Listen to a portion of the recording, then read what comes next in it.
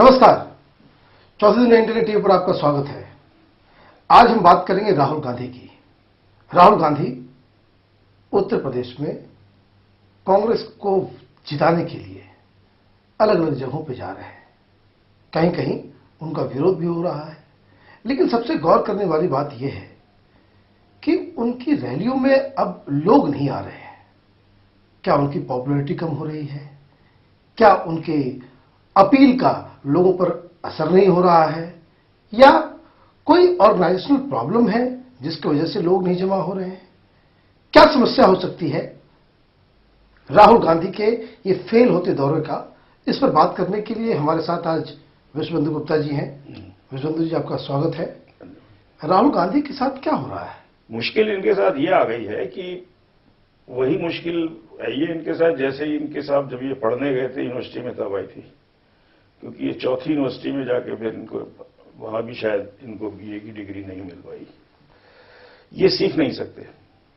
इन्होंने शुरू में शुरू किया कि हम जो है वो क्या करते हैं कि जो गांव वालों को, आपको गुस्सा नहीं आता इनके ऊपर, सवाल आप ये गांव वालों से आप ये क्यों पूछ रहे हैं कि इनको गुस्सा यूपी की गवर्नमेंट पर आता है, क्यों नहीं आता? अगर गांव वाले में इतनी हिम्मत होती और अगर उसके पास इतने साधन होते तो फिर आपकी जरूरत क्या थी वहां पर? मुझको गुस्सा आता है, आपको, मुझको गुस्सा आता है, ये आता है, वो आता है।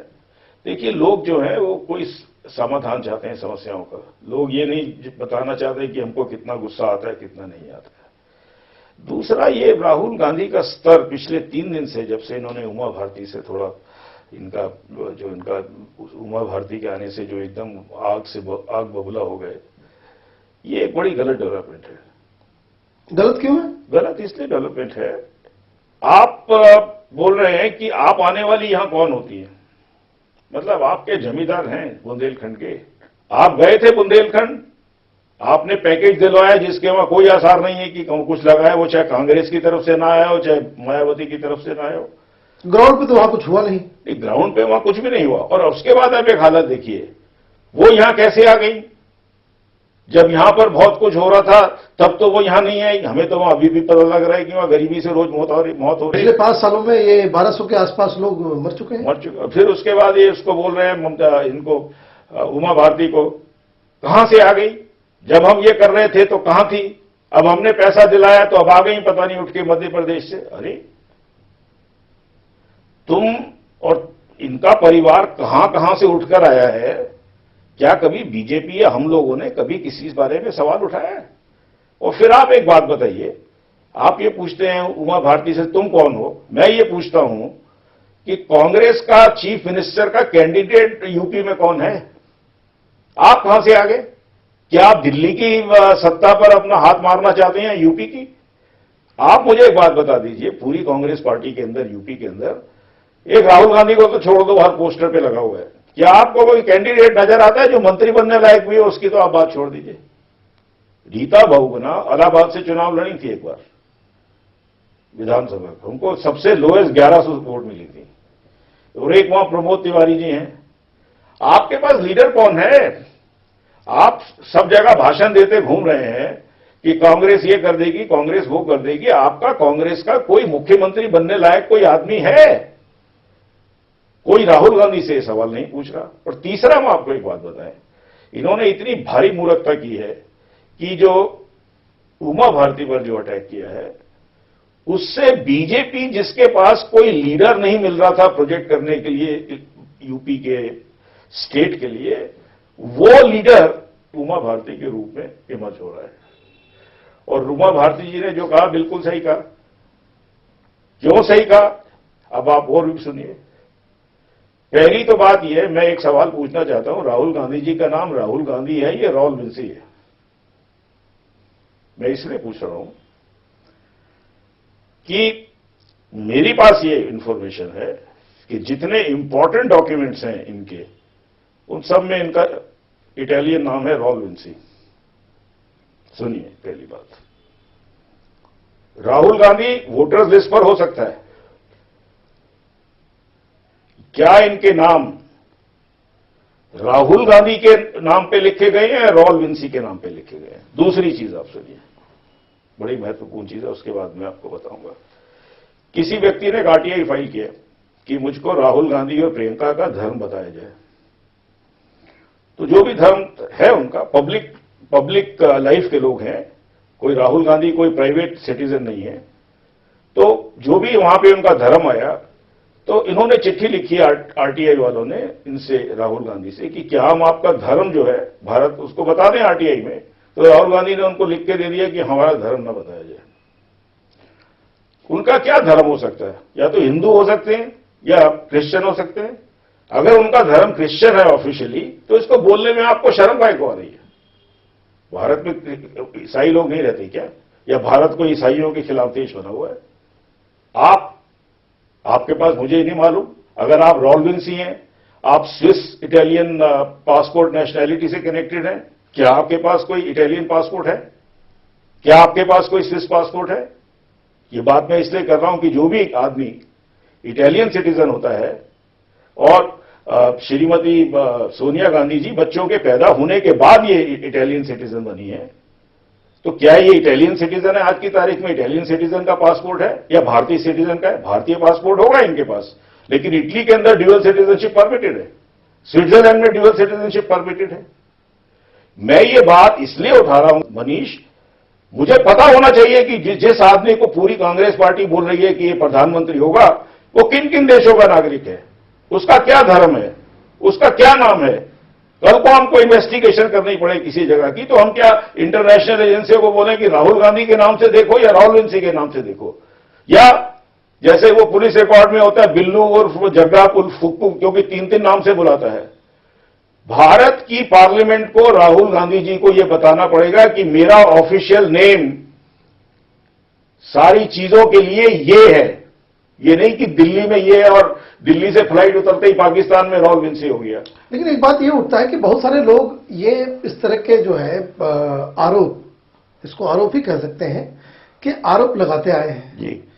क्या वजह है कि कांग्रेस पार्टी की तरफ से या फिर राहुल गांधी के स्वयं की तरफ से वो कोई इसका कोई जवाब नहीं आया? अगर स्वामी जी ने 2 पासपोर्ट के बारे में बहुत पहले ही उन्होंने बात कही जी, तो इन बातों का तो जवाब भी देना चाहिए उन्हें। बिल्कुल देना चाहिए। लेकिन वो क्या वजह है कि वो जवाब नहीं देते हैं? देखिए, जो जवाब नहीं दिया जा रहा, बहुत सारी चीजें जो है मिस्टीरियस हैं। वो एक, हमारे लोकतंत्र विफल हो चुका है।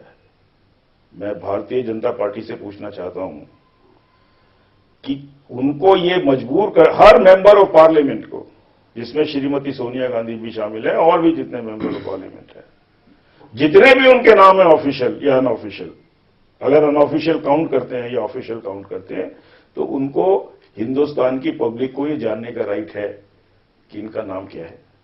उनको ये भी जानने का राइट है कि क्या वो भारत के अलावा किसी और देशों के भी नेशनल हैं कि नहीं है। उनको ये भी राइट उनसे ये लिया जाए, क्योंकि इटली और इंडिया की, इटली की जो वो है नेशनैलिटी, इटली डबल नेशनैलिटी में बिलीव करता है। जो भी आदमी, अगर इटली का आदमी जब पैदा होता है तो ऑटोमेटिकली उसी दिन से वो स्विट्जरलैंड का सिटीजन है। If you have a child who is Italian, either because of the mother being Italian or father being Italian, you are automatically on that very day given a passport of the Swiss nationality.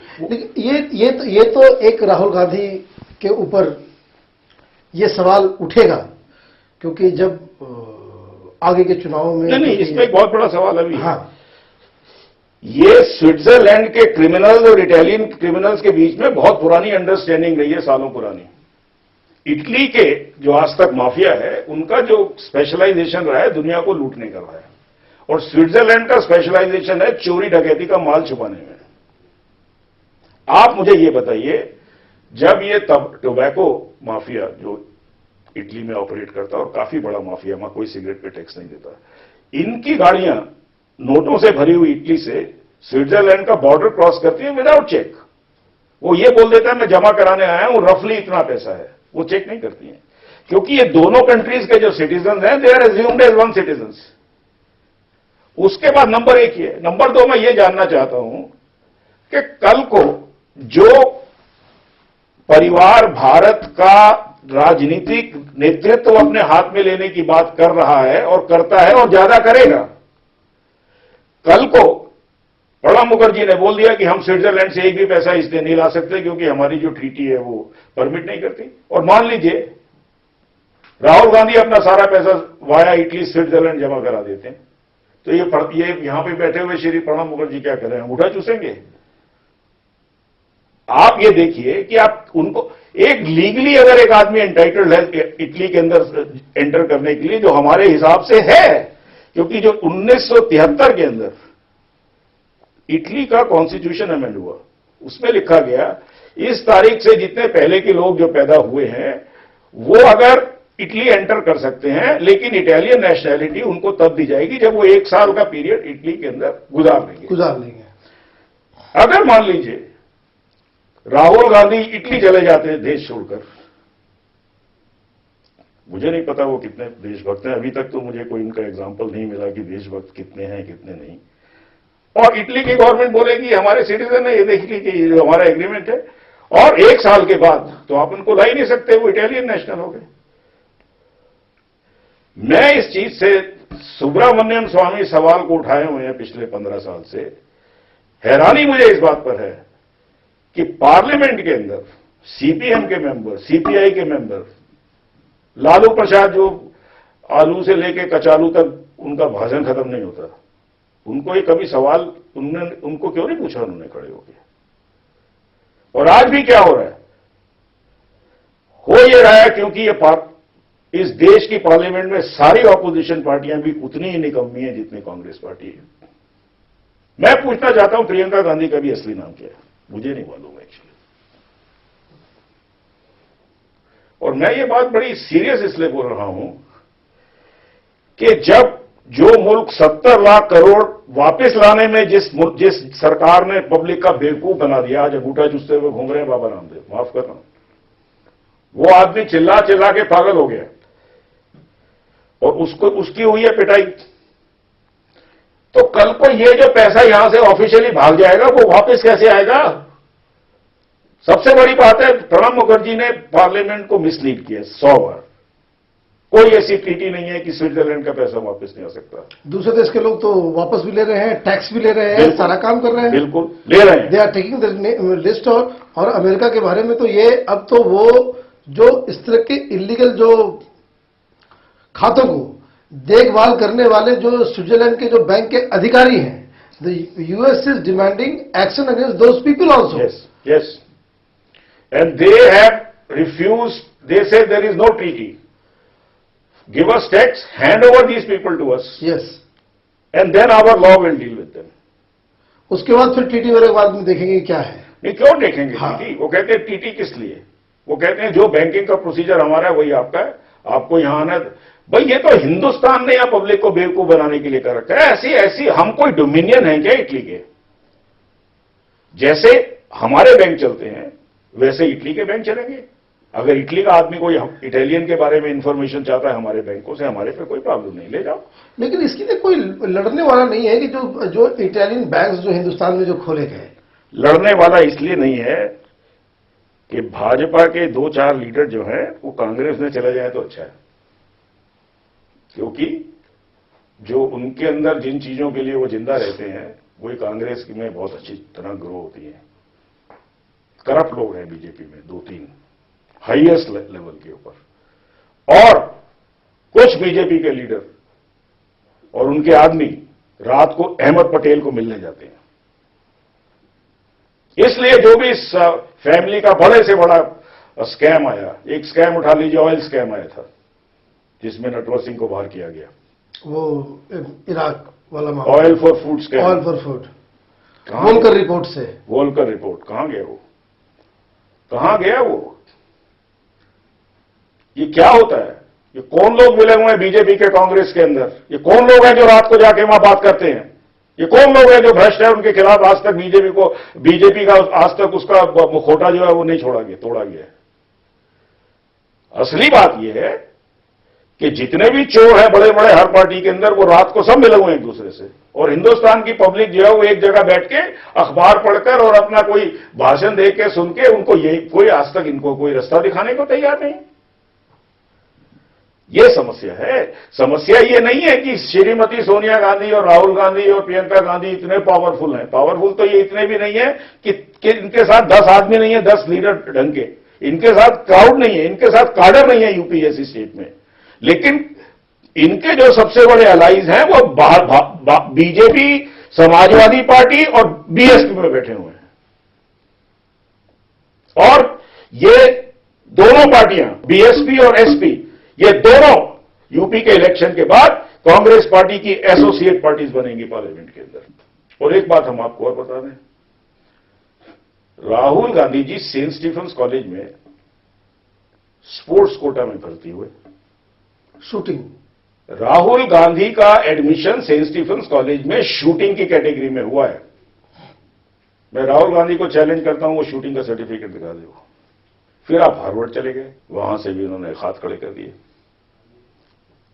उसके बाद आज जो official degree है इनके पास, मैंने internet पर देखी है, वो एक अमेरिका के ऐसे कॉलेज की है जिसमें सिर्फ बीए तक की पढ़ाई होती है, लेकिन उसको एक्रेडिटेड माना गया है। इतना मैं जरूर कह दूं उनकी डिफेंस के लिए, वो इनके पास बीए की डिग्री है, हमने उसका पूरा पढ़ा था। मैं सिर्फ एक बात जानना चाहता हूं कि ये परिवार अपने बारे में सारी बातों को पब्लिक के आगे क्यों नहीं ला रहा। महात्मा गांधी ने कहा था, there is nothing private about a public life person. क्या ऐसा कोई राज था महात्मा गांधी की जिंदगी के अंदर जो भारतीयों को नहीं पता था? आज हम क्यों उनकी इज्जत करते हैं? आज क्यों इस फैमिली के बारे में एक भी बात मुझे अभी तक सही नहीं मालूम क्या है। मुझे नाम नहीं पता, मुझे किस कंट्री का ये नागरिक है ये नहीं पता, मुझे ये नहीं पता कौन से बैंकों में अकाउंट है, मुझे ये नहीं पता कितने पढ़े लिखे हैं, मुझे ये नहीं पता इनका क्या क्या हुआ है। सबसे बड़ी इसमें समस्या क्या है मनीष जी, हम इसको पार्लियामेंट बोलते रहते हैं बैठ के। लोकपाल बिल के ऊपर क्यों बीजेपी मान गई? लोकपाल बिल के ऊपर सारा मामला सीबीआई की ऑटोनॉमी का था, वो तो इन्होंने लंबा चबड़ा छोड़ू के लोकपाल कर दिया। ऐसी क्या मजबूरियां थी अरुण जेटली के पास? ऐसी क्या मजबूरियां थी गडकरी के हाथ में? और कैसी क्या मजबूरियां थी अडवाणी और सुषमा स्वराज के हाथ में कि इन्होंने चुनाव होने दिए बिगर उस सीबीआई का ऑटोनॉमी का बिल पास हुए। सीबीआई की ऑटोनॉमी इसके हाथ पर है और इन लोगों ने अपने समझौते किए। बीजेपी वाले लोगों ने अपने काम कराए कांग्रेस वालों से। ये आप चाहे बीजेपी को वोट दें चाहे कांग्रेस को वोट, एक ही जगह जा रही है। तो दावे से बोल रहा हूं, किस हालत में मैं बोलता हूं अभी पार्लियामेंट शुरू हो जाए, आए अरुण जेटली और आए नितिन गडकरी मेरे सामने, आया अडवाणी, बोले जब तक ये सीबीआई टोटली इंडिपेंडेंट नहीं होगी गवर्नमेंट कंट्रोल से, हम इस पार्लियामेंट में पार्टिसिपेट नहीं करेंगे और हम इस सरकार का बहिष्कार करते हैं, बोले। लेकिन एक दूसरे मुद्दे पे हम आज आपसे पूछना चाह रहे थे कि बुंदेलखंड में ये जहां जा रहे हैं वहां पे 3,500 से लेके 6,000 7,000 के आसपास लोग जमा हो रहे हैं, जिनमें 1,000 तो आप वैसे लोगों को निकाल दीजिए जो दिल्ली से मीडिया से जुड़े हुए हैं, लोकल मीडिया के लोग हैं, प्लस जो राहुल गांधी के साथ हर जगह घूम रहे हैं, जो साथ में उनकी गाड़ियां चल रही हैं उनके साथ आए हुए लोग हैं। बाकी बच गए 4,000 के आसपास, 3,000 के आसपास आदमी। तो उनमें जो है ज्यादातर सिक्योरिटी के बहुत होगी, सिक्योरिटी के कुछ लोग हैं, एसपीजी के लोग होंगे, लोकल सिक्योरिटी होगी, लोकल सिक्योरिटी प्लस वैसे लोग जो कांग्रेस के काडर हैं जी। कहने मेरा सवाल पूछने का मतलब यह था कि आम आदमी कांग्रेस के कैंपेन से बाहर होता जा रहा है। बाहर तो तब होता जब अंदर होता पहले वो। आप मुझे एक बात बताइए, पिछले चुनाव में इनको 22 सीटें मिली थी और 22 साल से ही कांग्रेस बाहर है ये यूपी से, और अभी भी कितनी अंदर है कितनी बाहर है, कितनी अंदर है क्योंकि कोई वो पर्टिकुलर कांग्रेस का कैंडिडेट ही जो खड़ा है वो बहुत स्ट्रांग है, चाहे किसी पार्टी से खड़ा हो जाए जीत जाता है, उसमें कांग्रेस का कहां गया। हम एक बात जानना चाहते हैं, कांग्रेस आज ये पूरा डेटा या कोई अखबार कर दे पब्लिश कि श्रीमती सोनिया गांधी और श्री राहुल गांधी पिछले 4 साल में इन कॉन्स्टिट्यूएंसीज में जाके भाषण दिया कंट्री वाइड, किस इलेक्शन में, और उसका इलेक्शन का रिजल्ट क्या था, कांग्रेस का कैंडिडेट जीता कि नहीं जीता, जीता कि नहीं जीता, जीता था। हम आपको एक बात और बता दें, अखबार में तो ये खबर नहीं छपेगी, लेकिन मैं आपको बता दूं कि जो कैंपेन का जो उस तरह का डिटेल स्टडी अगर हम करेंगे तो वो बहुत ही खराब रिजल्ट है। खराब रिजल्ट है, यही हम बोल रहे हैं, यही हकीकत है। कोई भी राजनीतिक पार्टी तभी परिपक्व होती है जब लीडर को मालूम होता है कि अगर मैं मर भी गया तो मेरे बाद ये 7-8 आदमी ऐसे हैं खड़े हुए जो आगे इस काम को ले जाएंगे। तो क्या ये प्रोस्पेक्ट, ये कांग्रेस पार्टी का मिसकैलकुलेशन तो नहीं लग रहा है कि ये राहुल गांधी को इतना आगे करके जिस तरीके से इन लोगों ने बिहार में किया और सीटें जो है 11 से घट के 4 पे हो गई, तो क्या कहीं ऐसा रिजल्ट तो उत्तर प्रदेश से नहीं आने वाला? समाजवादी पार्टी, यही बहुजन समाज पार्टी जो कांग्रेस की अलाई बनने को तैयार हैं, अगर कांग्रेस की 30 सीटें ही आई असेंबली के अंदर, ये दोनों कांग्रेस का अलाई बनने से इंकार कर देंगे, फिर ये चाहेंगी जल्दी से जल्दी इलेक्शन हो जाए। अगर कांग्रेस को 30 सीटें आती हैं तो 30 सीटें। लॉजिक उसका ये है कि जिस कांग्रेस की पूरी क्रेडिबिलिटी खत्म हो चुकी है और यूपी में वही 30-32 पे घूम रहे हैं, तो इनके साथ रह के करेंगे क्या? अभी हो जाए, जब है ही नहीं कांग्रेस आज की तारीख में 70 सीट नहीं ला सकती, 80 नहीं ला सकती, तो अभी करो। राहुल गांधी सीटें नहीं लाएगा तब तक ना सपा और बसपा क्यों नहीं बोल रही है? वो देखना चाहते हैं कांग्रेस कितने पानी में है यूपी के अंदर। देखिए, अब ये बिहार और उत्तर प्रदेश सटा हुआ इलाका है, कहीं से वो हवा इधर चले तो कुछ दूसरा रिजल्ट दिखने को मिल सकता है। पता नहीं साहब, हमको तो ये लगता है कि कोई भी 41 साल का बेपढ़ा लिखा आदमी जितना होना चाहिए प्राइम मिनिस्टर के लिए, अगर वो कभी गलती से प्राइम मिनिस्टर बन जाए तो इससे बड़ा देश का दुर्भाग्य नहीं हो सकता। तो ये थे विश्वबंधु गुप्ता जी, जिन्होंने बताया कि किस तरीके से राहुल गांधी को लेकर कई सवाल हैं जो अब तक न तो राहुल गांधी ने जिसके जवाब दिए हैं, न सोनिया गांधी ने दिए हैं, न ही कांग्रेस पार्टी की तरफ से कोई इस तरह के ऑफिशियल एक्सप्लेनेशन आया है कि जिसको हम कह सकें कि जो राहुल गांधी पर जो तमाम इल्जाम जो लगते हैं वो गलत है। तो ऐसी उम्मीद करनी चाहिए कि तथ्य बताएं क्या अविलंब कांग्रेस पार्टी की तरफ से इन आरोपों के ऊपर जो है कोई जवाब आए। आपका बहुत बहुत धन्यवाद।